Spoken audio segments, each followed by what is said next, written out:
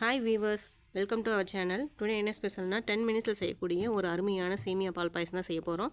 அது எப்படி இன்றைக்கி செய்யலான்னு பார்க்க போகிறோம்.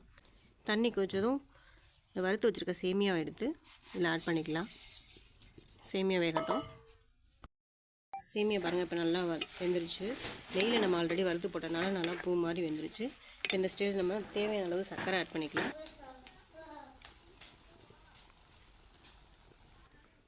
சர்க்கரை நல்லா கரைஞ்சிச்சு. இந்த ஸ்டேஜில் 3 ஏலக்காய், பாதாம் பருப்பு நான் கொஞ்சம் நுணுக்கி வச்சுருக்கேங்க, அதை போட்டிருக்கேன்.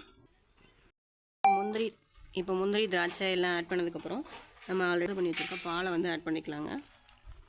கடைசியாக தான் பால் ஆட் பண்ண இறக்க போகும்போது, ஏன்னா முன்னாடியே பால் ஊற்றணும் அப்படின்னா பால் திரிஞ்சு போயிடும். ஒரு நிமிஷம் கொதிக்கிட்டேங்க.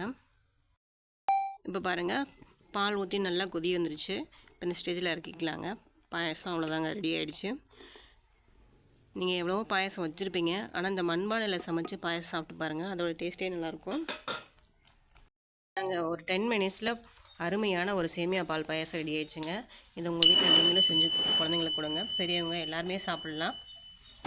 இந்த வீடியோ உங்களுக்கு பிடிச்சிருந்ததுன்னா கமெண்ட் பண்ணுங்கள், லைக் பண்ணுங்கள், ஷேர் பண்ணுங்கள், மறக்காமல் சப்ஸ்கிரைப் பண்ணுங்கள். Thank you viewers.